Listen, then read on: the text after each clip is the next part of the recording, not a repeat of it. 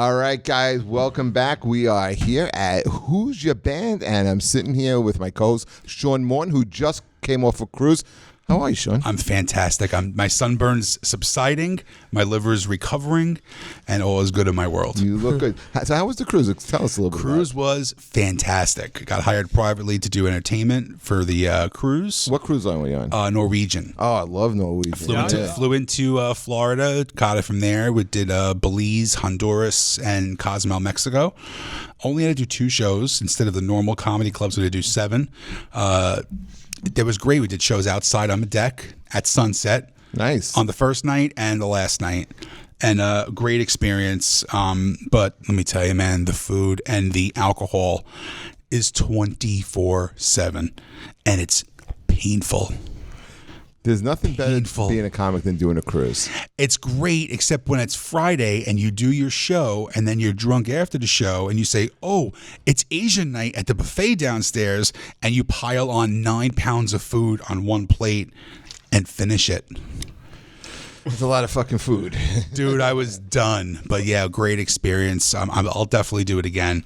Good, man. Good. Yeah, You had a good time. great. And, you'll be dropping stories in on the cruise. And listen, we have a full show today with 2 very unique, Two total opposite ends of the spectrum. One quiet and demure, and one fucking maniac. So it's great. The whole thing. I don't know which one's the fucking maniac. Well, they both are. They're both maniacs. So I'll introduce one guy. You introduce the other. I'm going to introduce a comic extraordinaire. He has a great special out on Amazon now called Married and Miserable.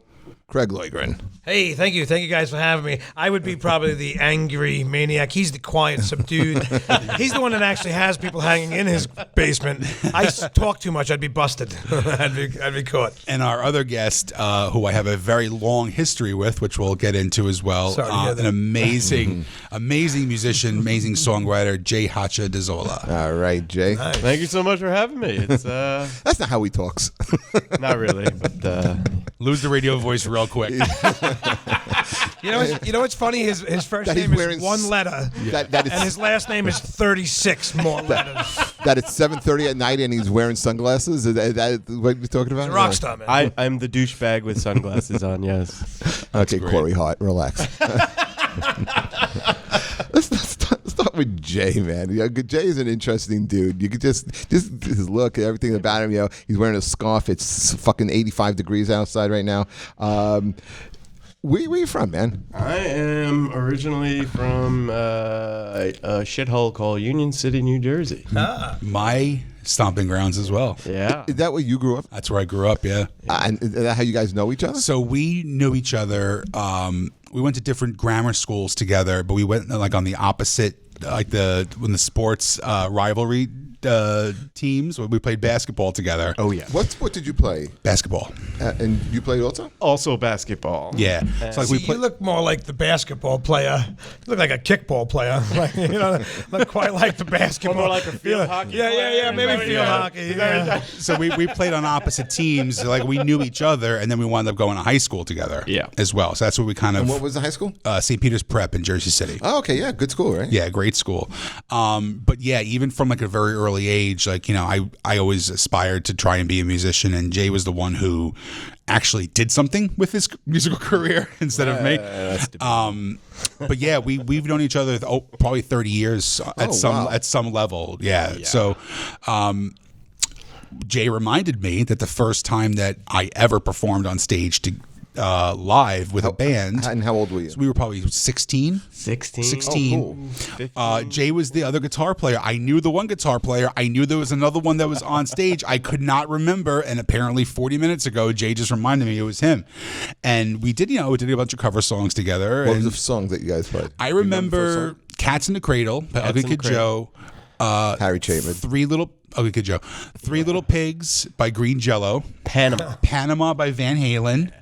Rockin' in the Free World by Neil Young. And there was one other one that I cannot remember for the life of me. Isn't that amazing you remember pretty much the set? Oh yeah. It was only 4 or 5 songs. Like, Still. yeah, but I remember. Yeah, that was well, like 20 years ago. Of course, but it was a great moment in my life. What I like is that he remembered everything, and he's put too many substances into his body to remember.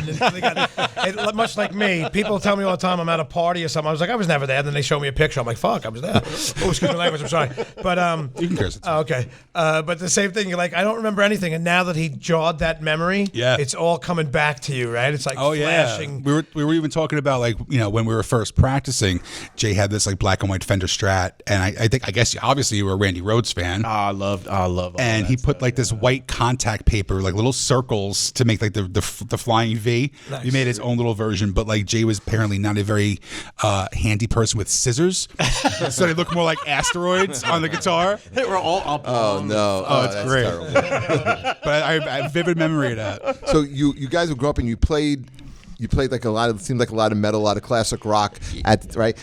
But then like your band, your favorite band is who? Morphine.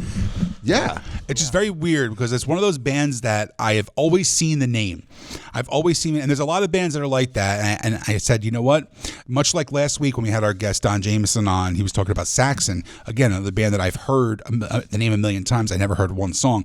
So this week I actually said, you know what? I'm going to, when I'm cooking, I'm going to put the YouTube playlist on, and I'm going to listen to Morphine. And I got to tell you, man, I really dug it because I like a lot of experimental stuff too. I'm not all about the hard rock and the metal in the country. I like a lot of experimental stuff too. And this was like moody and broody. And I like that you still didn't listen to Saxon. yeah, I still haven't listened to it yet. Craig, have you ever listened to Morphine? Did you hear the music? No, nor have I done it, but half the town that we live in. Yeah, half the town does Morphine. So I was like, well, that's your favorite band? That's the kids in my neighborhood's favorite pastime. Candy. So how do you make the jump? Because Morphine is a bluesy jazz band. You're a big Randy Rhoads guy. How do you make that jump? Yeah, it was kind of weird, man, because I was Sean was telling me, well, what is your band? Which band do you really, do you want to talk about? And I thought, well, in the 90s, we were listening to all kinds of shit, punk, heavy metal, rap, rock, and then there was this weird band that kind of came to the forefront for a bit. And there weren't even guitars involved. There's this guy who played a 2-string bass with a slide, and another guy who was playing 2 saxophones simultaneously. Are they a trio? They're a trio. So, and they're out of Boston. So growing up, like a lot of times, I used to ride the bus with Sean to high school, and he'd always have his headphones on. I'd be like, "Yo, Sean, what the fuck are you listening to, man? Like, what are you, it's GNR, Nirvana, all kinds of stuff. It was the fucking 90s, man. And now that I look back to it, and I think about, well, a lot of those bands I feel like I kind of grew out of a little bit, I took what lessons they had to offer me and kind of like adapted them to my own musical persona, but honestly, I can't stand to listen to half of them. We're like Smashing Pumpkins, like it's like fingernails on a chalkboard, But the one band that I really feel that has really stood the test of time that I still currently listen to is Morphine, because and even now in my older age, because when they really hit, the front man, Mark Sandman. Mark Sandman, a guy who went through so much. He lost a sibling. He just never really was into being part of this world. He's a guy who disappeared for years before he started Morphine. Went to South America, traveled the whole world all by himself, taking all odd jobs and stuff. Came back to Boston. He was driving a cab for a while. Was stabbed while driving a cab, and he just had this rich experience and just this kind of subtle, silky darkness about him. And a very tragic ending. And a very tragic ending as well. So it's like... Yeah, he's gone? I don't know anything about it. He died on stage, right? He died on stage while performing in Italy. Right. And when he dropped, the whole crowd went wild. That's thinking crazy. It was part of the show. And he never got back up again. I say that about me on stage. I'm having an aneurysm and just dying. Everybody's like, "Oh my God, that is amazing." Oh, that's definitely going to We're happen. gonna get to That's you. definitely happening. I hope it doesn't happen. Craig had an ordeal coming in here. We'll give him a chance to calm down. I have many issues in life. But Sean, when you were listening to Morphine, what stood out to you? Any songs? There was one that had the word rain in it. Look like Yeah, rain. you look like Look like rain. rain. Yeah. That was kind of cool. I wrote that down. Yeah, too. that was cool. Very But bluesy, I just- very slow tempo. Very song. sexy. You know? Yeah, it's that's the a kind of sexy music you play when you bring and have done this. When you bring somebody over and stuff. There's certain kind of go-to music that you put on to kind of set the mood. Morphine was always among the first. Mine's Guar. I'm listening to them, right? And I did the same thing that Sean did. I put on the playlist, and two songs that stood out. The Rain song absolutely stood out. Honey White was another song that stood out because it was more jam. upbeat. I kind of liked it. Yeah. And then two, I couldn't fucking stand. I hated it. Was Buena. Buena. I hated that. Really? Heavy bass, Yeah. slow, and then the one that really killed me was In Spite of Me because of the Spite of Me. whisper singing. I hate. Oh, you hated it? I hate whisper singing. Just fucking sing. Who else whisper sings? How many other people whisper?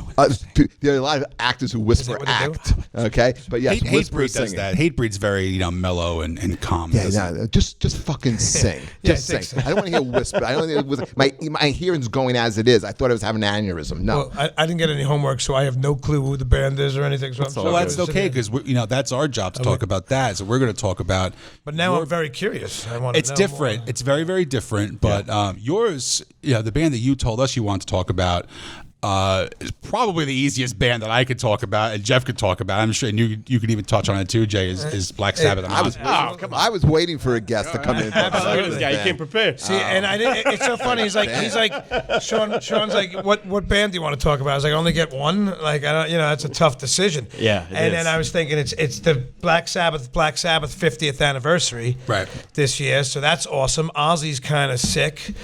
And not, Yeah, he canceling canceled his stuff tour. and doing Yeah. things. So there's he's very relevant. And then I'm going to be on Jack Osbourne's Portals Through Hell. So I'll be Really? Nice. We're shooting it in a couple of weeks. Yeah, That's great. That's a yeah, good because I've get. been messing around with the paranormal. We'll talk about it, but they're coming to a place that I had experiences at, so they want to Really? they want to talk to me. Yeah, I'm not gonna be like, I'm gonna be one of the That's you know, pretty cool. people That's who different.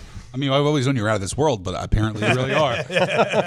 But I know Craig from. We live a couple blocks away from each other. much like you guys. Right. You guys grew up together in the Sa- first half of your life. Yeah. We Sure. live right around the corner in the second half. We went of to the LA. same high school, right? Tottenville High School. Yeah, absolutely. And back then, did you have the same thing that we had? I had hair. Yeah, same you thing. had hair, A lot but of it. you had like the clash between the It was Guidos critters. and the. It was critters and Guidos. I was Critters a and critter. Right. That's when you're growing up. We're a little bit older than you guys, but when I was growing up, the critters. It was the '80s. I graduated in 1987. Right. So the critters were the rockers, and the Guidos. It's like the Greases and the Socias. It's the same crap. Right. But it was straight up. It was Brooklyn and Staten Island. Half of Brooklyn moved to Staten Island, and that's what it was. You had the Guidos and the Glitter Chicks. Glitter Chick. And Rocker Chicks The and Pat Critter Benatar Chicks. chicks. Yeah, it was. Yeah, that was the Rocker Chicks, the girls that were kind of the spandex girls. Right. And I could tell you were always, you're not one of those guys who like morphed into rock. I could tell that you were always a rock. Yeah, my first album that was my own. Now I'm the youngest of three. My brother, my sister, big Beatles, very heavy influence. Zeppelin, Who, all that stuff. Billy Squier, things like that. Blue Oyster Cult, and Sabbath. My brother turned me on to Sabbath when I was a little kid.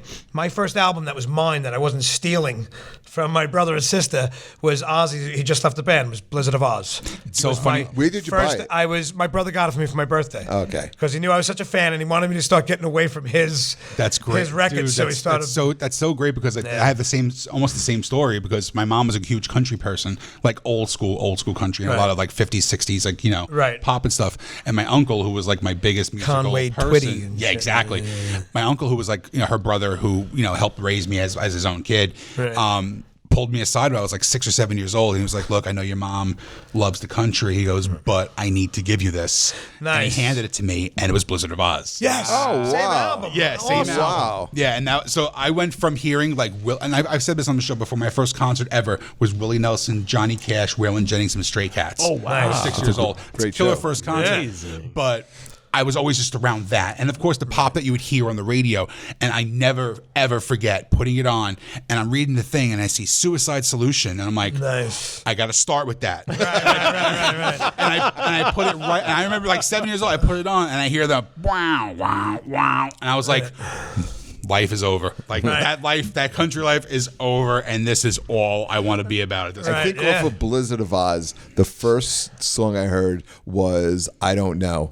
And it's just that opening riff. Exactly. And that got me. And you knew, Ozzy wasn't going to be going anywhere. Hey, that was the first record with Randy Rhoads, right? Yeah. It was his first. Yeah, Randy was only on that and Bark at the Moon and one live album, and then the Plane Crash. Which live album? Tribute. The tribute album, which they put out after, because they were recording stuff while he was alive. Which is why it's called Tribute, because he was dead, you dope. Yeah, there you go. And you call me dumb because I couldn't find this joint. My GPS took me. I went right where it told me to go. To the back of the building. No, because did that come out after Speak of the Devil? No. That was way later. Which was what later? Speak of the Devil, like Ozzy Osbourne? Yes. Yeah, that was like 3 albums, 2 or 3 albums. Because Bark at the Moon, Diary. Diary of a Madman. I think I'm saying Bark at the Moon. Diary of a Madman. What I liked about Speak of the Devil, it was a great live album, but it was a mixture of Ozzy and Sabbath. Yeah. And do you know who the guitar player was on it? Was that Jake Healy? No. Right? No, it was not. Brad Gillis. Oh, he was an underrated guitar player. Night Ranger. Whoa. He's a Night Ranger. He jumped in. Oh wait, no. Who? Rudy Sarzo was the bass player. Wasn't it the Night Ranger guy? The bassist from Night Ranger jumped in to fill in when what do you call it? Died Metallica. When Cliff Burton died, Night Ranger, the bass guitarist from Night Ranger jumped in and filled out there. Or was it 38 Specials? It was one of those two. I never heard that. All right, someone look it up. It's either 38 Specials or Night Ranger jumped in. But it was like, at the time, you were like, what? That guy is going to fill in for Cliff Burton? Like, it was like a different kind of music, but I guess he knew all the music. And he. So Sabbath is your favorite band, right? One of, absolutely. I have many. Did you like Sabbath with Dio? No.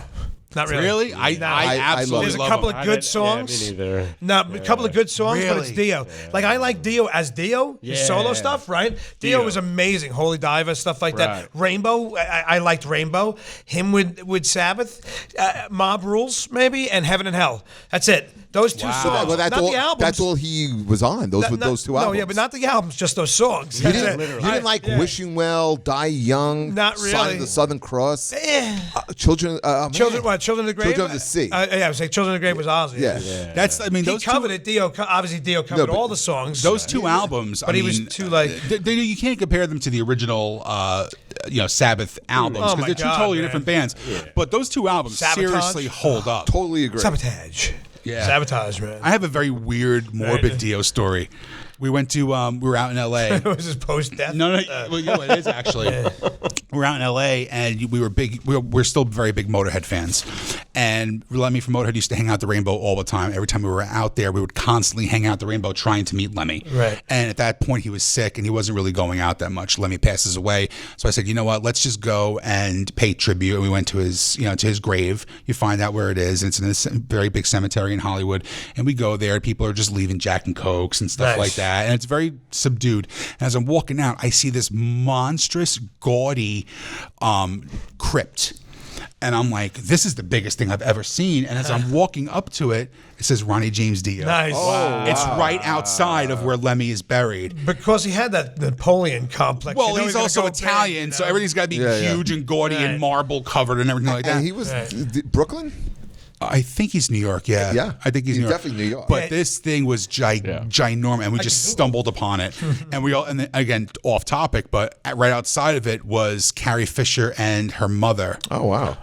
Debbie Reynolds? Yeah, of course. Debbie Reynolds. And they're buried together, and it's, I mean, you saw the Star Wars nerds just sitting there crying in front of it. It was literally right after she died, too. Wow. Yeah, very cool. Well, Debbie Reynolds died after Carrie not Fisher. long after either. No, she died basically. They said of a broken heart. A couple days. It was like a couple days or a couple weeks later. Yeah, it was a little bit thereafter. Yeah. We were actually out there too. At the same time was when Chris Cornell died. Oof. Yeah, and right when You like the Grim Reaper. I totally am, but it's all about death and drinking in LA anyway. So who cares? I love it, man. Things are going and good then for we Sean went to Morton, the but not Viper Room anybody for else. a drink. We went there. It was Don't right touch at me. right at the memorial, and it was beautiful. I mean, there was 100 people just singing Soundgarden songs, singing Chris Cornell solo stuff, Temple of the Dog songs, people crying and paying their tributes and stuff. And then right next to it is Johnny Ramone. Nice. Oh, wow. And Ramone's who has in Hollywood too? but the thing This what is a graveyard rock and is roll. this? This is that one's Hollywood Forever, which is like all the stars are buried Right. at, and they give you like tours and maps and stuff like that. And, like they do like movies in the park too on Mondays. Like you could just sit on a grave and watch Nice. like Night of the Pee-wee's Living Big Dead. Adventure. You know what I mean? It's crazy shit. But Johnny Ramone. children shouldn't play with dead things. Everybody has like their little like a normal grave and stuff. But Johnny Ramone's is a full 6-foot bronze statue of him just rocking out on the guitar Nice. right in front of it. That's Awesome, pretty cool. really, really cool. They were what, Queens guys, right? Mm-hmm. What was your favorite Sabbath album? What got you into Sabbath? I mean, Masters of Reality, Paranoid, all that. That's Sabotage. Those albums are amazing. So funny. I mean, the first three I put down the here. first the very first Sabbath album, I mean, was incredible. But it wasn't the first album I heard. I think probably Sabotage. I think one of the first songs I heard was like Into the Void. Great song. And it was just like I was mesmerized by it, and I was just like, oh my god, this is incredible. Well, even like the first intro riff of Black Sabbath, Right. which like dong, wow, wow. Yeah, I've never heard anything like that No, in and my that's world. probably the second or third, I don't think the world album ever heard I got anything like that. No. I didn't get introduced to the first album first.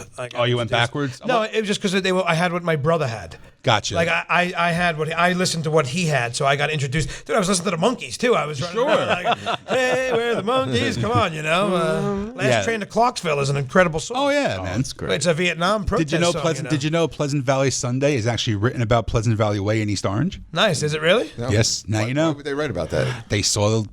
Look, I'm not fucking Peter Tork. I don't know why we wrote it, but I heard a story that it was written about. They saw Pleasant Valley Way As and I was decided to using change it. whiteout that his Stupid mother things to write invented. about. We're all over I the place. love Sabotage, man. That's a great. It has "Symptom of the Universe," which is one of my all-time Absolutely. favorite Sure. songs of any band. Absolutely. And the thing that's what Sabbath had always one great song. Like you can't get like Volume 4, Snowblind. Right. Like also one of my all-time favorite, and Supernaut. And National Acrobat, which is a very, very, very underrated song too. That's right. And which one had? I think it was Saint Vitus. Was that on that one as well? It might that's be. Yeah, it might be Volume 4. I think that's what Sean picked up on the cruise. Fucking hack. It's laying right next to his sunburn. He goes, I'm getting over the sunburn. I'm like, where? Your head? You motherfucker. Motherfucker. Don't touch me. I'm fucking dying. You have no idea. Is it really that little pink? That Oh, sunburn? it's horrible. I saw Sabbath with Ozzy. I saw him with Dio, and I saw him with Gillan as the singer. Yeah, when they toured on that I believe they called Born Evil. Yeah. That Oh yeah. Oh, you're going back in the day. I seen that's him quite going back often. a ways. I worked concert security for like 8 years, and I did the Ozfest for 8 years. And every other year it was Ozzy 1 year, Sabbath 1 year, Ozzy 1 year, Sabbath 1 year. So I seen both. I worked at Ozfest a dozen times, but I worked 8 years in a row. So I seen incredible every year. I seen amazing bands. All the bands that came of through course. before and after. There were years they had Iron Maiden and Judas Priest on Ozfest as well. And yes, but separately. Yeah. Yeah. And then everybody, System of a Down, Marilyn Manson, Rob Zombie, Oh god, Pantera, Pantera, Black Label Society, Slayer. What do you call it? a lot of heavy metal bands. Like Drowning Pool. I remember one year Limp Bizkit. I seen. Yep, absolutely. But I seen Drowning Pool like headlining. Small stage. The small stage 1 year, and the very next year they were the second band because Zakk Wylde, was Black Label was first Sure. for a lot of the times, which was really cool that Ozzy let him do his own thing. Oh, yeah. So you had Zakk Wylde go up, which is Ozzy's guitarist, his latest of the last 15, 20 years. 20 years probably now.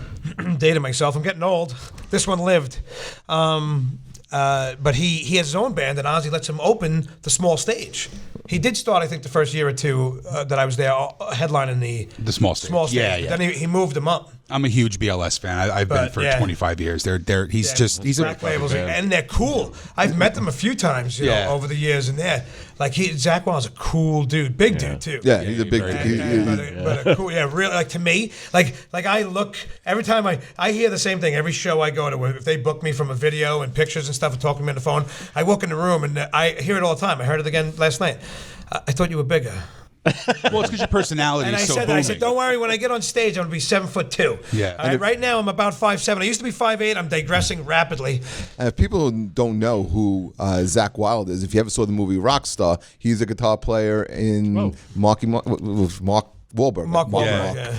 You gotta Mark Wahlberg band. follow Zakk on Instagram because first of all, he's a fucking maniac. He's absolutely completely batshit crazy out of his mind. He stopped drinking and now he's all hopped up on coffee and HGH. He's hysterical. Oh my God. But like daily, he plays daily on Instagram. So like he'll have a song in the background, whether it's an Ozzy song or a Black Label song. The other day he was doing a Journey song. He did Separate Ways. He did the solo Great for Separate song. Ways. Live. But again, if Jay's a guitar player and you watch it and you just look and go, I'll never be that good. It's just so insane how fast this guy plays. Some people are born to be rock stars. Somebody tells me Jay is like a rock over here star. under his breath saying, "Fuck you, I am not good." Let's go back to Sure, Jay cool. for I a was like, I second. can't believe you just said I'm no, not that good. I'm definitely not that good. Jay, did you get to see Morphine live? I never did. I never did, which is something I kind of kicked myself about. But They weren't around very long, were they? they weren't really around. Well, they were around like early '90s, maybe towards the late '90s. But They stopped in '99, I think, right? Yeah, they stopped in '99. They did 5 records, I believe, right? They did. I think 5 records, but the surviving members of the band, they continue on as the Vapors of Morphine. Okay. And what's really cool is I was able to connect with their saxophone player, Dana Coley, and I reached out to him and told him I was a big fan or whatever, and I invited him to come and collaborate on a couple of my tracks. Wow. And he was able to throw down on Oh, one wow. of them. So you did come out. Yeah, Holy shit. we traded files over the internet, but it's That's still great, though. Right. it's amazing to be able to connect at that level with somebody that you listen to growing Well, up. that's an amazing point because, like Jeff Yeah. keeps saying, Sean, I worship you when you're on stage. Can I open for you? So it's kind of like the same thing. Like you have your favorite person. I say that all the time, by the way. Is that what Jeff says? Yeah, all the time. Were you a fan when they first came out, or did you find them like after they released an album or It's two? funny. I when they were hot and going, they were on the Jon Stewart show. Is how I first, That's how you discovered them. That's how I discovered them. I saw them playing, on his show, and I was like, "What the fuck is this?" Number one, they didn't have a guitar player, and then there's this, tall guy with a bass with 2 strings playing a slide on it. Do you which like is something. Ben Folds 5? Gotta say, I don't. Another band with no guitar player. I don't. I don't know. There's something about that guy's voice that kind of. He's a little whiny. He's a little whiny, and it's a little irritating, But Mark Sandman, he had this baritone, rich, Yeah. warm voice. So there was like a weird, talking about different styles of bands. There was always a band that I liked in the '90s. And I don't know if you liked them, you liked it. If you don't, It was a band called Local H. Yes, 2-man band. 2-man band, played a half guitar, half bass, Yep. and would switch them. And I saw them open up for Aerosmith at the Garden. Yeah. Wow. And they blew the roof off the Garden. It was a 2-person, just a guy singing, playing guitar, bass, and a drummer. Black drummer. Why's it got to be black for? Black drummer, curly head, racist. white guy who played guitar, right? And I saw them. They opened for Korn. And I was doing security, and my job there was I was just supposed to be working with Joey Fatone, just make sure no one kind of bothered him. Joey Fatone. Yeah, That's insane. He looks like someone that would protect Joey Fatone. Where does Joey Fatone come into coming into a Local H and Korn show? First of all, Joey Fatone is the shit. All right, Yeah. I love Joey Fatone. yeah. Well, he's a Brooklyn guy. Yeah. he was going to the show. Oh, okay. And we had the security detail. I think, did you ever work for Fox, Sean? Fox Security? No, I did Strike Force. Okay, yeah, that's why I worked for them. We did a lot of like the personal stuff, toured a lot. I told you I did it on and off for 19 years. Oh, wow. And that was sometimes when you got a local gig, it's kind of like doing a gig in Bayonne. It's like your own backyard. So you were doing a gig at Madison Square Garden, you're getting paid. I'm watching local age and corn, and my whole thing is just make sure no one messes with Joey Fatone, and that's what. That's like one of the names I would never expect to be at a corn local age show. You know what I mean? It's so weird. But if you called to be a guest, you're like, absolutely, come on. No Bye. So you're all over the map too with music, Jay. You're into Ozzy, you're into Randy Rhoads, you're into this jazz. But what kind of music do you play? Man, I don't really know how to really describe it. You can't describe it. You cannot describe it. And that's one of the things I love about his music too, because it's all over the place. It's quirky, but you hear like the soul inside of it, and you play a bunch of instruments too. You don't just play guitar. I do, yeah. What do you play? I'm always amazed by guys who do this. I do a little boogie woogie on the piano. I play something called the oud, which is a kind of Arabic God bless lute. Play a little banjo, bass, guitar, all sorts of. But I mean, did you take lessons? No. Self-taught. All self-taught. Yeah. Shit. Can you read music? I cannot read a lick of music. And was it all from hearing? Just all from hearing. I mean, Cassidy. I'm sorry. Last week we had Cassidy Catanzaro on. And I think she said the same thing. I can't read sheet music either. Also, just playing by ear. I'm always fascinated by people who can do that. You just hear it, and you can pick it up and play. Well, it's a lot of trial and error. Definitely. You sit there and you play back and forth until you get it. But then being able to play the song again and playing it right. I mean, semi-right? So you're not a perfectionist. Close enough. You're not Eddie Van Halen. Yeah, definitely not. I'm. What's the numbers instead of reading music? What was that? Tablature. Tablature. Right. Yeah. Now I've like I said before, I've known Jay forever. He was in another band that which I liked. It was more of like it was kind of a weird vibe too. I would call it neo soul. Yes, it was very different. When he moved on doing his solo stuff, first thing I do is I download it, and I actually paid for it.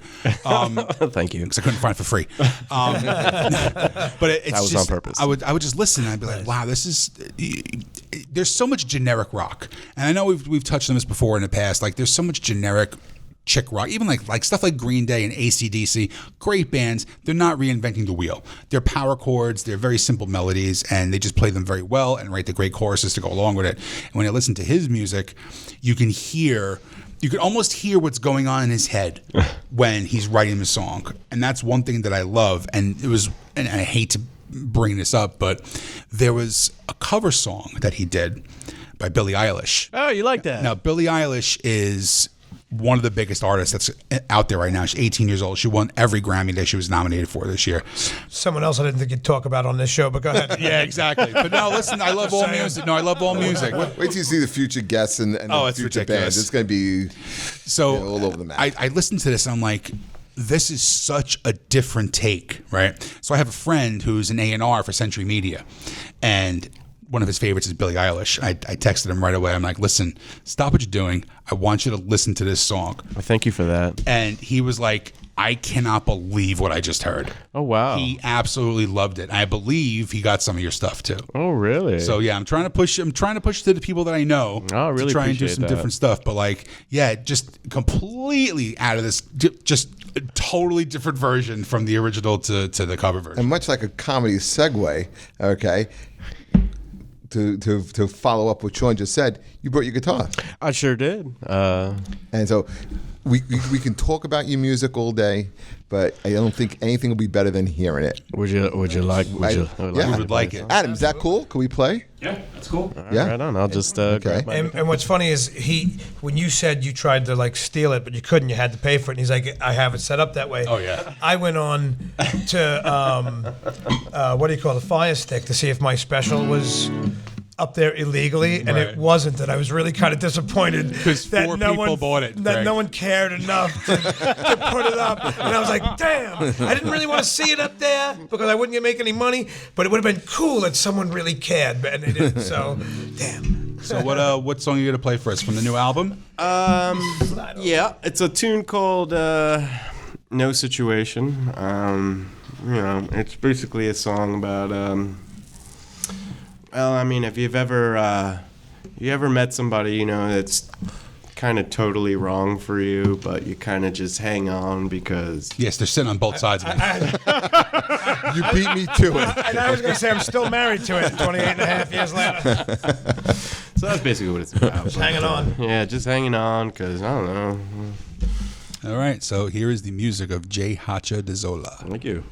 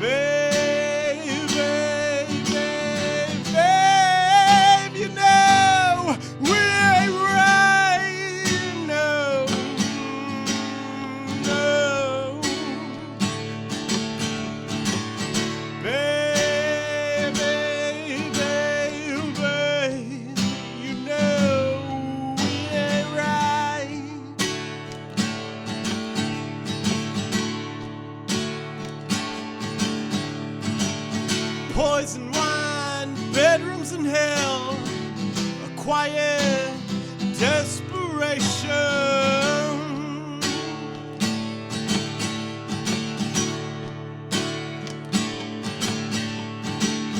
Find the key, eye on the ring, a nervous apprehension.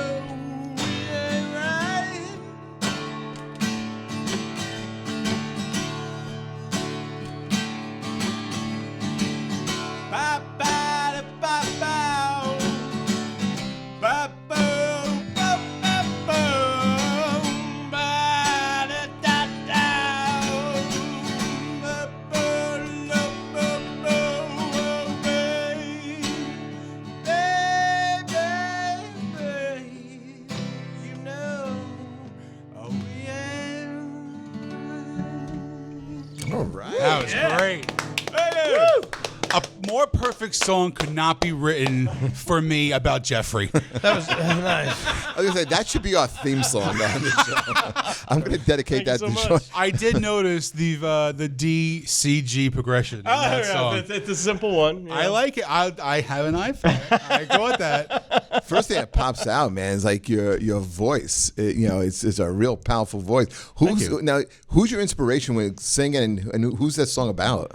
Oh man, that song is all right. So I'm an old dog now, and that song is about a younger woman in her 20s that I've come to know, and she's absolutely delightful and a total peach. And oh wow, is that PC. That's Who probably cares? not PC. Who cares? Anyway, yeah. I think fruits and vegetables are still allowed. I mean, fruits and vegetables are delicious. She's a and real cucumber. nutritious. There you She's go. a lovely cucumber. But yeah, it's sometimes it's really hard to avoid things that are probably bad for you because they're so Good for you. fucking And delightful. they're exciting. They're exciting and they make you feel alive, and they kind of pull you out of this shithole mire that you kind of gotta slog through every fucking day. I don't do music professionally. I just kind of do it on the side, and it's something that really elevates my life. And being around people like that, doing the music allows me to be around people like that, and it just kind of it invigorates me, man. And even though it's not always very healthy for me, and I'm kind of a deluded dude, and but you know what, I'm all about living, for lack of a term, furiously, and just kind of In the moment. in the moment, man, and just fucking going for it, and You need more of that in this world, believe me. And who would you say the voice? Like you said, the voice is a little unique, which it is. thank you. Does it remind you of anybody? There's one person, and not so much that he's like him, but reminds me, and you might say I'm way off base with this, but Jeff Buckley. Oh, man, Jesus, I'll take that. Yeah, That's Jeff. a huge Do you know who Jeff compliment, Buckley man. was? Yes. Well, no, I don't. A lot of people don't. I Yes. mean, because he only really Hallelujah. had. He only Yeah. had one album, like legit one album, Yeah, and then Grace. drowned. Yeah. But he would have been just off the charts, amazing at this level. But Oh, man. yeah, that sort of kind of reminds me of a little bit. You have any songs about older women? just checking. Yeah, it's Probably a lot more angry. It's called "Babe, You Really Ain't Tight." Right. That's what it's called. A lot of whistling in that song, right? A lot of whistling. And where can people get the CD? Oh yeah, man. I mean, here, let me give you guys a copy. Thank you. Oh, I get one? Oh, cool. Oh, of course you do. Absolutely. Dude, that was actually really badass. And by the end of that song, I was kind of singing along a little bit. I was starting to learn the lyrics. Okay. And then you threw me with the bop-bahs. But I got it. But it was all right. Well, there's only 4 lyrics in the whole song. So. There we go. Listen. Because the guy is obviously in love. He doesn't need more than fucking 4 words in the song. That song was all about the song feel. is definitely about. It was I about was sitting somebody. next You to him. can I hear felt it. like he was singing to me. And another thing. I kind of was. And another thing, like when you were strumming pretty hard, I was sitting right here. I'm married a long time. I never get touched. Those breezes were as close to sex as I had in a while. In fact, when you leave, Sean's in trouble. If he was talking about you, he'd be saying, "Baby, I'm blinded by the light. Don't put the lights off your fucking bald head." That's right. So That's where why you can- threw a few blue ones back. So where can people get this? I mean, I'm everywhere. Amazon, iTunes, just about anywhere. You just well, see those. What's the website? It's jhachadezola.com. This is a badass cover too. Really? You guys, could you zoom in? Do we have this kind of technology? I'm trying to but look No, how, go for how it. badass is this? Thank you. I'll try to stay still. I have ADD.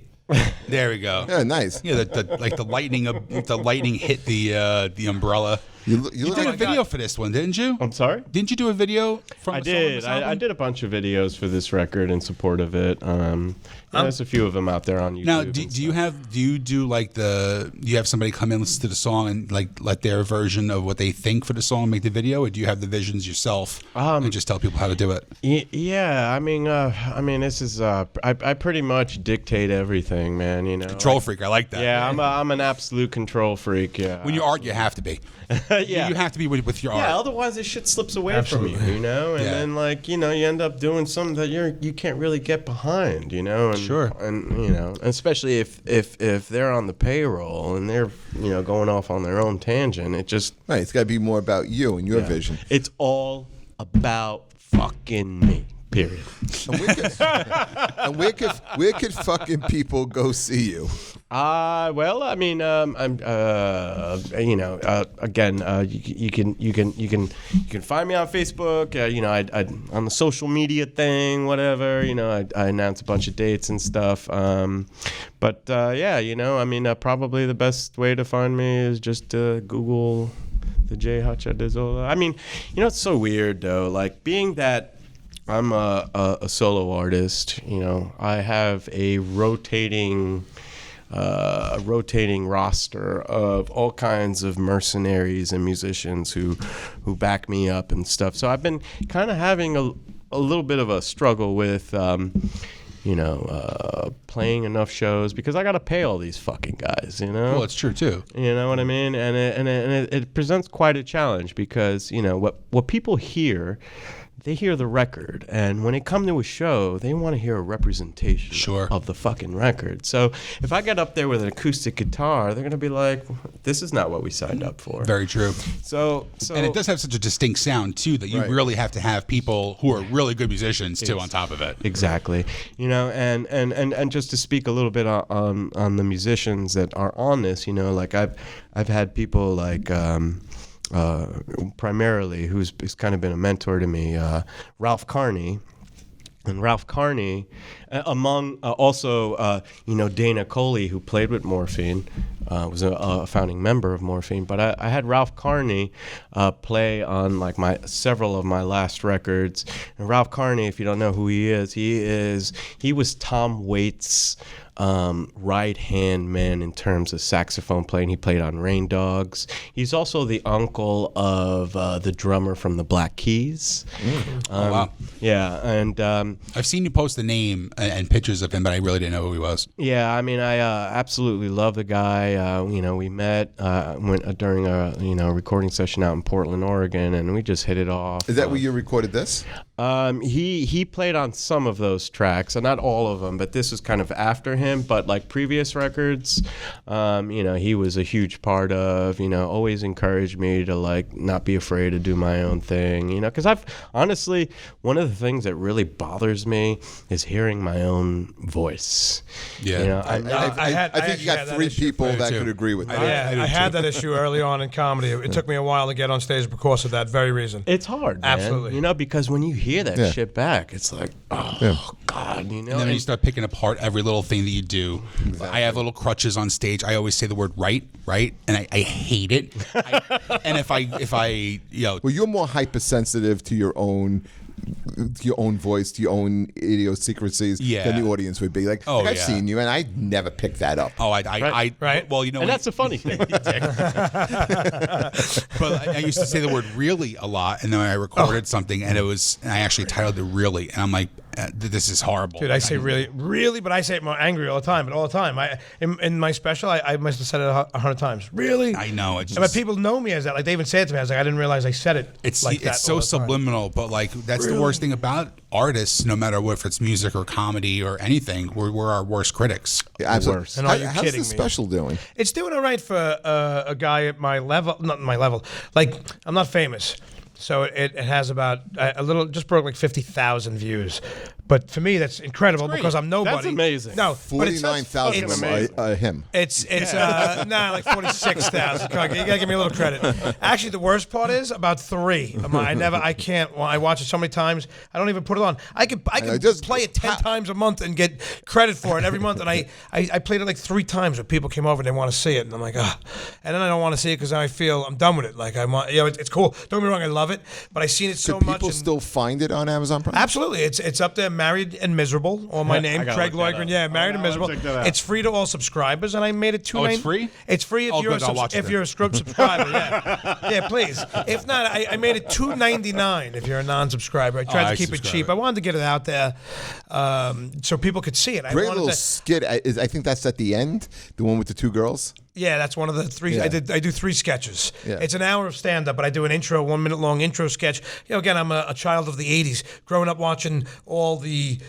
stand-up specials growing up, there was always some little intro and some little outro, and then comedy in the middle. Shot great, by the way. The quality of it is amazing. The red cameras in there. I had 6 cameras in the room. Fuzz on the Lens did that. Yes, right? Absolutely. Fuzz on the Lens Productions, which I'm doing future things that I'm knee-deep producing a film with them. We're starting in June. Well, you also got another project going on. Are you at liberty to talk about that? I can talk about it a little bit. Yeah, like I said, I do paranormal investigation stuff. My 2 passions are Comedy always, since I'm cocaine. 8 years old. Like the joke I used to do, it's, hey, if you go to my special, you see why I can't do cocaine, because I would vaporize into thin air. I have ADD and other issues, so, if I did cocaine, I would just explode. Hey, we all got them.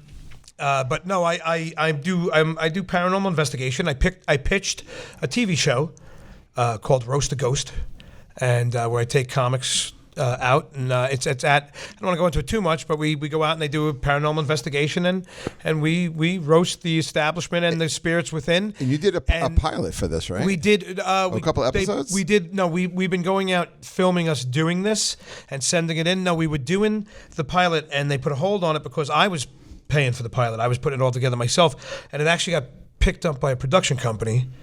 And now it's at a network, and we're in negotiation with a network. Awesome. So like a big network. I can't talk about any more of that than that.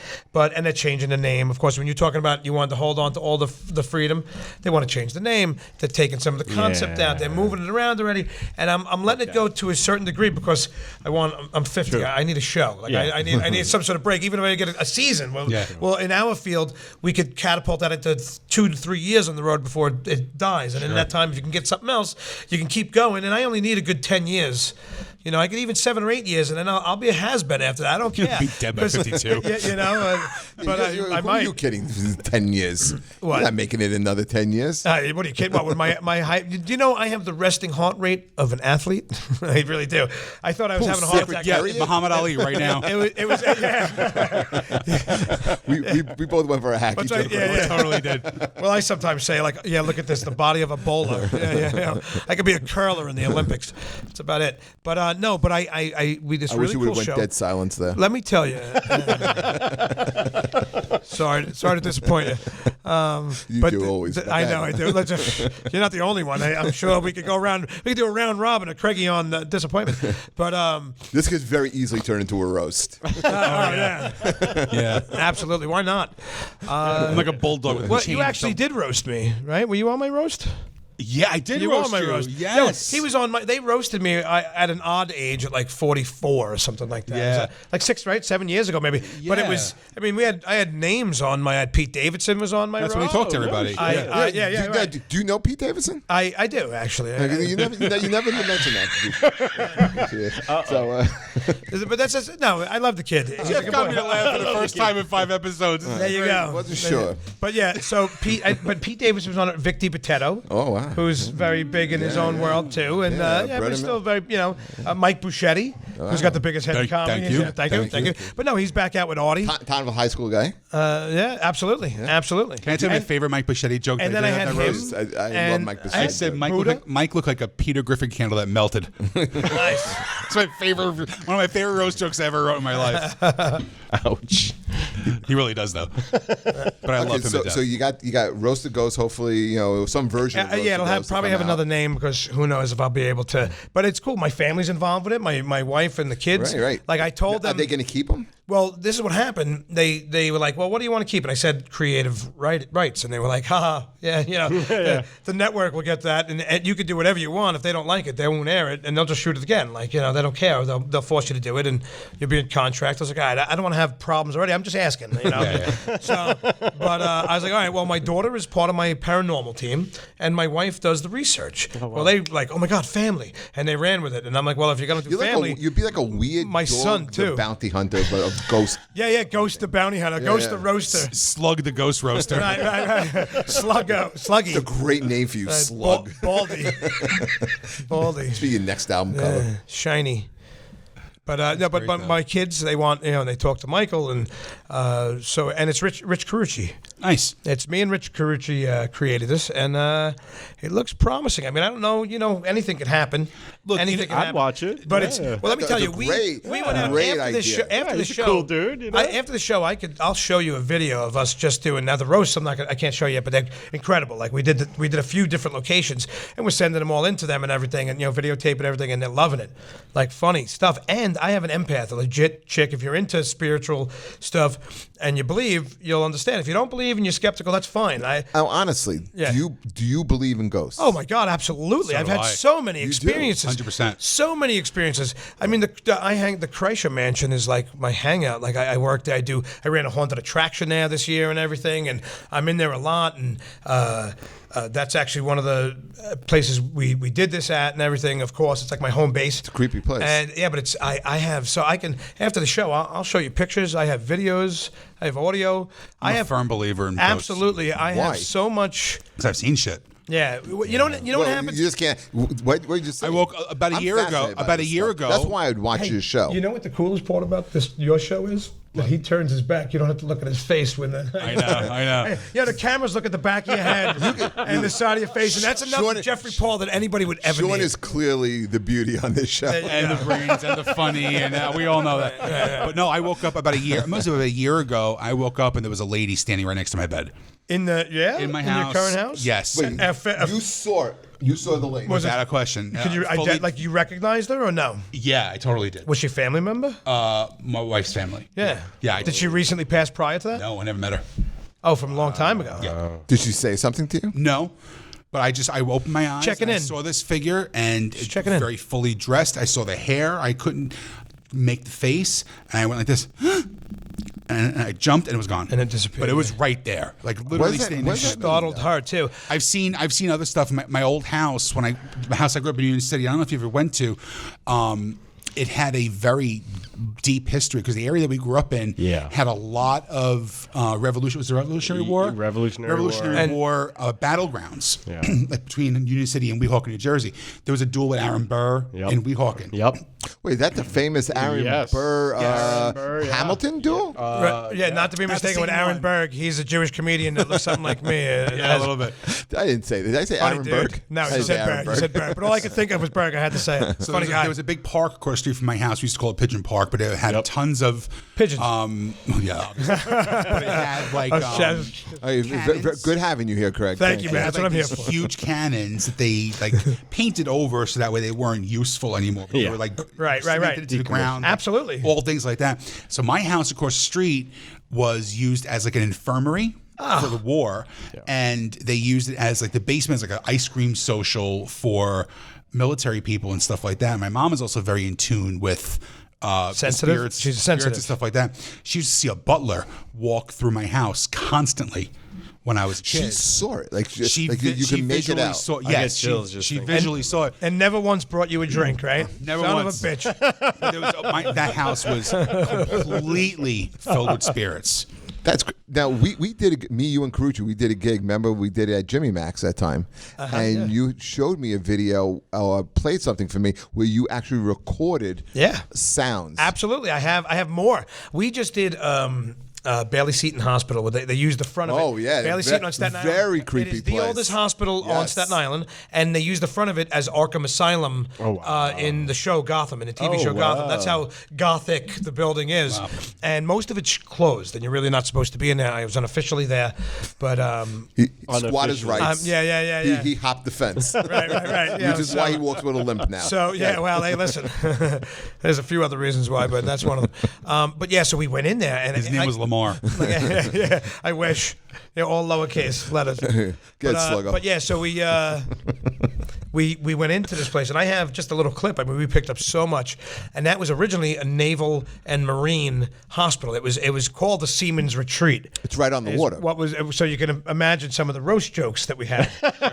you know. In fact, the first one was like, one of the jokes that went something along the lines of, this place was originally called Seamen's Retreat, which doesn't sound like a hospital. It sounds like a gay bar on Fire Island. That's funny. Like or a prostate issue, stuff like that as a tag. Yeah, So that there was something like that in that pretty paraphrasing, but it was close. But yeah, so we were doing stuff like that. But I have, after the show, I will show you. I have clear as day the video of me holding the SB7 Spirit Box, which is the box that rapidly fires through radio frequencies really quick. I asked, what's your name? And without missing a heartbeat, Vic, and you hear it. I'll play it for you after. But I asked a few other questions. Can you How play many it people now? Here? Do you want me to play it for the show? Yeah. I could if you want me to. Yeah. Do you want to plug it in over there so people can hear it better? Because I can hold it up here, but they might lose. Hold some it up of here. Let's see. Let's see. All right. Yeah. Yeah, and, bro. Now I ask when you listen to this. There's 9 in a minute and 30 seconds. I got 9 intelligent responses. Some are a little rough to hear. You got to really listen, or you put headphones on, you can hear them better. But Vic killed after I say deceased. As I'm saying deceased, you hear killed him, and we'll repeat it. Me and my daughter. Wow. Me and Brianna are like, did they just say killed? Why can't a ghost talk in a full fucking sentence? Well, I do have from the. Like, do they have to be annoying? Like, every fucking aspect of my life has to be annoying. But they do. Well, because they're coming through white noise. That machine is white noise. So it takes energy to go through that. So sometimes they can't maybe generate. I don't know. I'm just guessing, but I'm assuming they can't generate enough energy to get more than 1 or 2 words at a time out. But I did get at the Kreischer Mansion, Balthazar Kreischer, the man who built it. We can go into that after this, or not after this, after the show. I don't want to take up all the time, but. We asked, me and my buddy Rick are there, and Rick goes, Balthazar, is that you? And I have a picture. Is that you in the picture? And I have it on here. You'll hear it. You hear, it was me. All 3 words. One voice. Play this boom. shit, dude. It was You're freaking me the fuck out. Okay? So we'll go into... Just play this. First, I got to play you the one from the Marine. Oh, because then I get... Stop talking and play it. I get an He's oot-rah. driving me crazy. I asked him if he was a Marine, and you'll hear oot-rah.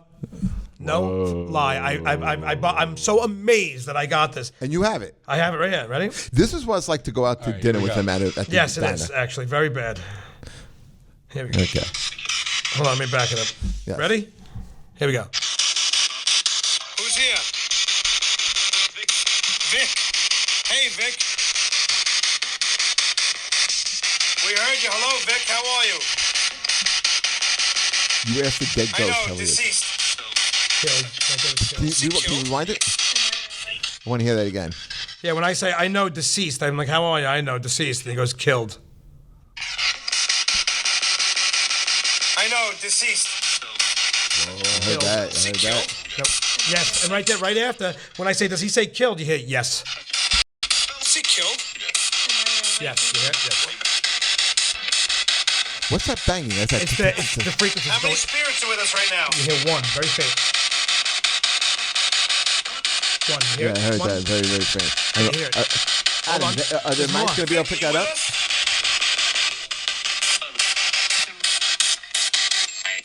Hi. Say hi. Hi, Vic. Awesome. My name is Craig. Morgue. Just say more. Said morgue. Did you say morgue? Behind us was the morgue. We didn't know until after the sign was on the wall. You say yes? I don't know. Wait, here it comes in there. This is the best. Wait. Vic, were you a Marine? Ooh-ah. Ooh-ah. You hear it? Ooh-ah, ooh-ah. I was Navy. Wait, there's one more. How are people not going to watch this show? He thanks me. That's because I was going to tribute assault in the Navy. And I said, I was your just chauffeur. Listen, wait, listen. I'm going to say, you hear it? Thank you. I used to pick you up and drop you off. I heard that. You're welcome. How Did you amazing. figure out who Vic was? No, we. Third Fleet. Yeah, that's that one. So as my co-host has a massive heart attack and dies, I'll be looking for a new co-host for Who's Your Band. It is that. I believe in that completely, man. Holy shit. Now, if you want to hear that it was me, it was on the recorder that I was holding. So I only videotaped the recorder, so it's secondhand here. You can still hear it. You hear it much better on the recorder. But this one's quick. This one's 20 seconds. So, but yeah, man, that's just a minute and a half.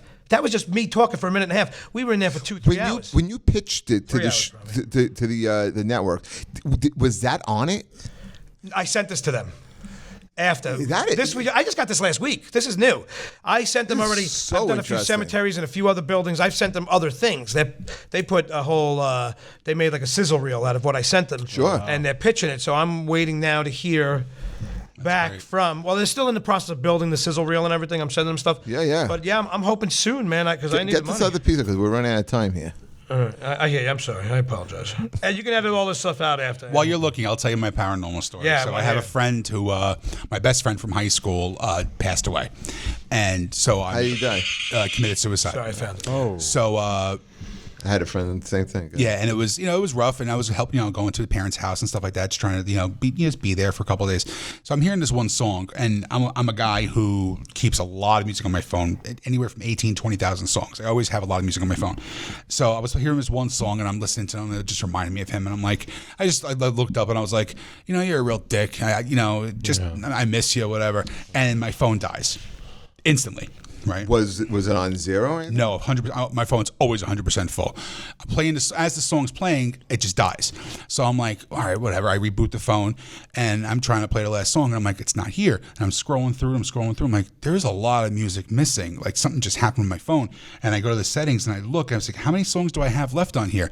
It was 1,994. The year we graduated high school. Wow. Yeah. No. That's a little weird. And was that the year he killed himself too? Was that? Well, that's the year we graduated high Right. school, but no, it was just like 5-6 years ago. All right. Happened, but things like that have happened, like with his family as well, like reaching out and stuff like that. Well, that's a lot of times when you asked before, like the ant standing at the end of the bed.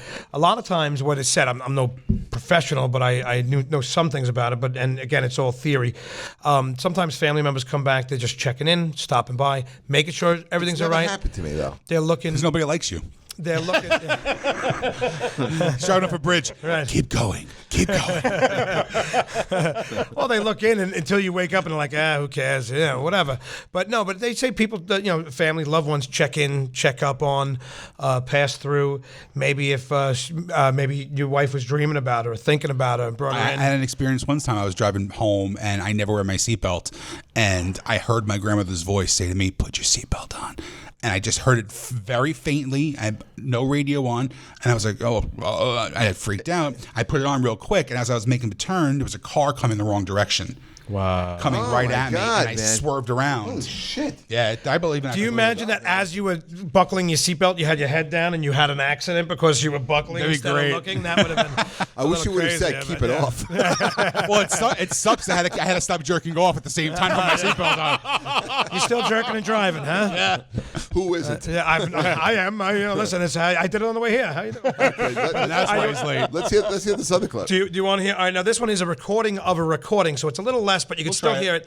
And you're gonna right after about 3 or 4 seconds, 5 seconds maybe after my buddy Rick says, "Balthazar, was that you in the picture?" You're gonna hear, "It was me." Is your buddy Carucci? No, Rick Rispoli. Oh, sure, yeah. Yeah, Rick Risp. You know, Yeah, Rick Risp, yeah, big yeah. manager of bands for many, many years puts on and music. shows. In fact, he was my boss at the security, and he still does. He runs security company and does a lot of big Okay, venues. we'll get and him on stuff. here one of these days. Yeah, absolutely. He's got 1,000 stories. All right, here we go. Ready? Yeah. The Kreischer Mansion.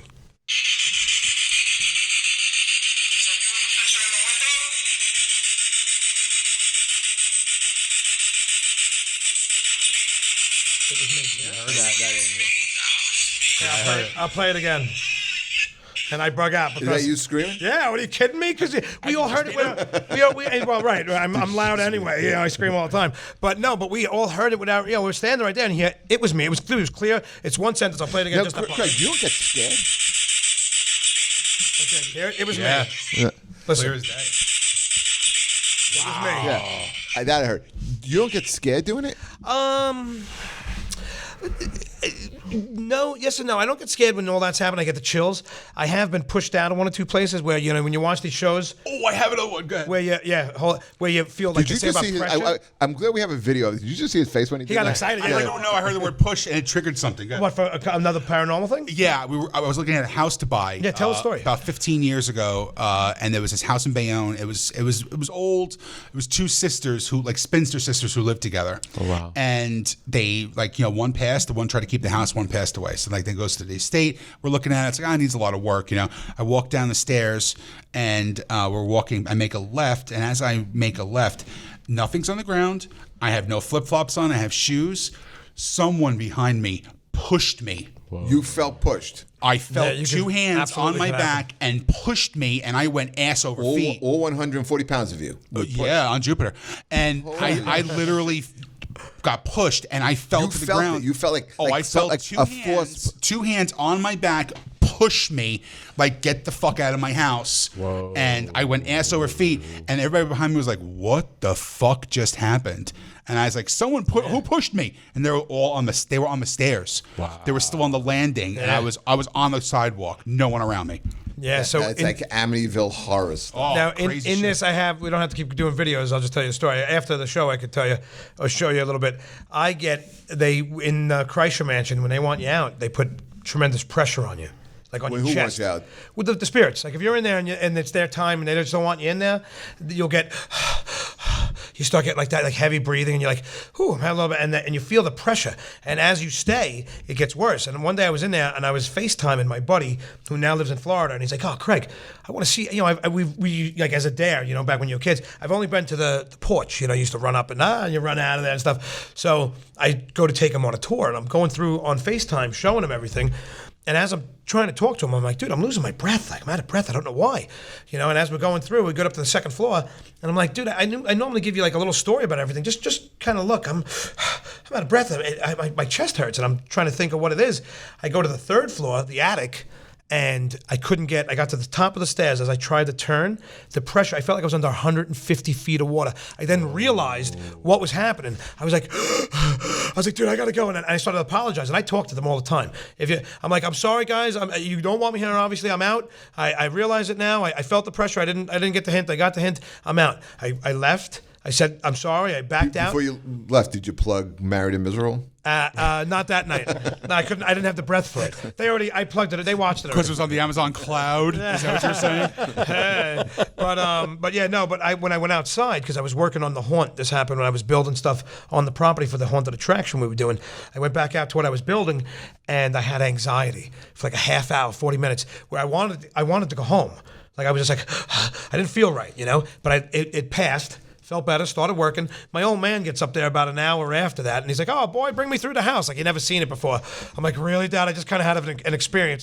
Bullshit, because he don't believe either, And I'm like, no, really? All right, we'll go in. I went in. I took him all through everything. Nothing. I was fine. And we went up to the third floor, and I was cautious. Because you apologized. And I always apologize. I talked to them. Actually, we've had a few different mediums. It's like a hotspot. We're going to start doing overnights there. They want the guys who run it want to start running selective, 10 or 12 people at a night. Pay, but they could do an overnight, sleep there, do a paranormal investigation. But no Ouija boards. We don't let none of that shit in there. Do me a favor. When you start doing those, send me your comedy schedule so that when you die, apparently, I can just step right into your gigs. Well, one of the jokes I think Mike Sicoli wrote is something like about with that roast of ghosts is Craig's doing this so he could take out the competition, like bring comics to haunted locations to try to kill them and stuff. Yeah, so I thin the herd, so to speak. This is a great episode, man. It really was. It really was. A lot of totally off the beaten path, but that's You're welcome. That's how we do it. This is what happens all the time. We talk about the stories, we talk about the music, and then something comes up. And this was great, though. Unfortunately, I can't finish any single story. But that's just you, and people know you, though. But Jay, give us the website again, your social media plugs. Yeah, it's jhachadezola.com, and look for me on Instagram and Facebook. I'll spell it out, JHACHADEZOLA. Like I said before, one letter in the first name, and almost every other letter in the alphabet, some twice. What about That's all right, though. Jay? What's your social media? My name, Craig Loydgren, CraigLoydgren, CraigLoydgren.com. My website has all my links to everything, including the special Married and Miserable, if anybody has Amazon. Gigs Married and Miserable. Go to my website, absolutely. I have a lot of things coming up. Dates are on my schedule, and a few more are being updated. I couldn't tell you right this second. I mean, I'm with you. At the end of the month, we're doing a benefit March 28th on Staten Island at the Colony. Mike Moss of the Howard Stern fame. He wrote many a parody. All the early. He's one of the four front runners of song parodies on the Howard Stern show. He used to do them when nobody was doing them, and then a lot of other people took it to another level. But he probably wrote 50 or 60 of his songs on Howard over the 20-year stretch. Absolutely. Wow. Yeah, he's one of those guys I hate working with because he's so good. Yeah, he just writes so good. He's such a good guy. He's a smart guy. He's another guy that wants to there's a couple of guys out there that we spoke to that they don't necessarily want to do the show. Although he might have actually said he wants to do the show, but there's some big name comics out there that don't want to do the show, but they want to be a part of it somehow. They want to write for it and do. They're like, oh my God, it's amazing, but they're afraid of the spiritual end. Count me in. I'm all in. Listen, we get the show, and I'm going to go through all my peeps and stuff. So. Well, you can do it. Listen, I would hope for this show because it's going to be really funny. And as funny as it is, it's real. Like, I just played all that stuff for you. So as we're roasting and teasing and just walking through, we make jokes of it on each other. You should have me and Sean on the same episode where we're not only roasting the ghosts, we're roasting each other. There you go. It's really not you roasting me ever. Just so you know, it's always me busting your balls. But yeah, so look for me, CraigLoydgren.com. Instagram is my favorite. All that stuff's comedian Craig L, but the links are all on my website. And one more thing before you guys sign off, would you do the world a favor and will you take your shot tag and see if you won anything for all these people from your Wendy's cup? Oh, I didn't even know this. Oh, you see. Oh, dude. Ladies and I love gentlemen, these things. he may have won something. A free fries. Yeah, I'm going with French fries or a Frosty. Yeah, it's always a fucking Frosty. And it's always a small Frosty. Let's see what we got. I didn't even know about this. Look at this. What do you got, brother? Free orange juice. A free orange juice. Because they do breakfast now. Jeff, what do you got coming up? Oh, listen, you can always check me out on my Facebook page, Instagram, shows at the Looney Bin. We got Comedy on the Stars coming back again starting in June. I have another outdoor series coming up, so a lot of cool stuff coming up. Just check us out on Facebook. Also, people, man, go to Who's Your Band page. We have a Facebook page. We have a lot of followers Instagram, now. and Twitter is all Who's Your Band. Yeah, cool. And we'll have who'sYourBand.com up and running within the next month or so. Beautiful. I was curious. How about you, Sean? Headlining Comedy Works in Bristol, Pennsylvania this weekend. So if the show gets out before Friday, Comedy Works, Bristol, Pennsylvania. March 20th, I'm headlining Retro in Derby, Connecticut. And then March 28th, I'm headlining the Reading Comedy Outlet in Reading, Pennsylvania. Very nice. Nice. All right, man. We are now weekly, so we'll be back next week. We have a chocked show next week. Yes, next week we have professional wrestler Sean Donovan coming in. Cool. And one of my favorite writers and one of my least favorite people in the world, Ken Krantz, is coming in. Nice. So, guys, thank you so much for checking out the show again. Thanks for having us, guys. Go on Having iTunes, me. subscribe to I'm us. sure, Jay. We're also on Spotify as well. Check out the Facebook page. We're also on YouTube as well. We have the full cameras in here. Thanks to our buddy Adam. Give us a round of applause for Adam. Yeah. Adam. And you get to see the visual aspect of it too. So thank you guys for checking us out, and we will check you visual later. aspect. Nice.